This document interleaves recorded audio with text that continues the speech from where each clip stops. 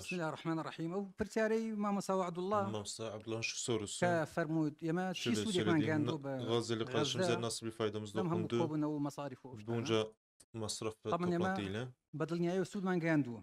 mutlaka bizim bir طبعا faydamız أخونا الأستاذ dokunmuştur. وعد الله سأل ماذا استفدنا أو ماذا يستفيد شعب غزة من هذه الطروحات والمناقشات والمحاضرات وغيرها. هل هم صراحة يعني يستفيدوا من طروحاتنا ومن كلامنا ومن اجتماعنا أم لا؟ طبعا استفادة كان بدلنيا جرب ايش مشتي ما خالية Mutlaka bir كم faydası نحن نريد olmuştur. أن نسجل موقفا. Birinci konu أنا olarak باعتباري مسلم أو مؤمن أريد أن أسجل موقفا نعم باشا بس أولا أريد أن أسجل موقفا وكذلك غيري başta هكذا kendi yerimizi يتصور belirtmek سواء كان دكتور istiyoruz. صباح أو Hangi غيري tarafta مثلا olduğumuzu. نريد أن نسجل موقفا لمحاسبة يوم القيامة.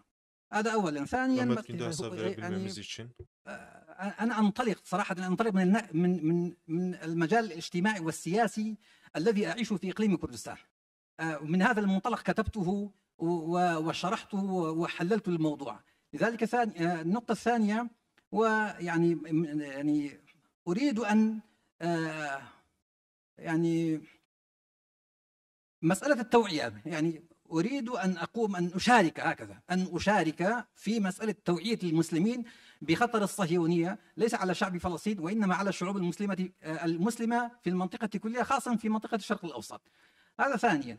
وثالثا طبعا داخل الشعوب المسلمة سواء كان في إقليم كردستان أو غيرها هناك يعني بعض المسلمين حتى بعض الدعاة أو بعض العلماء يتكلمون في هذا الموضوع، يخافون صراحة. هناك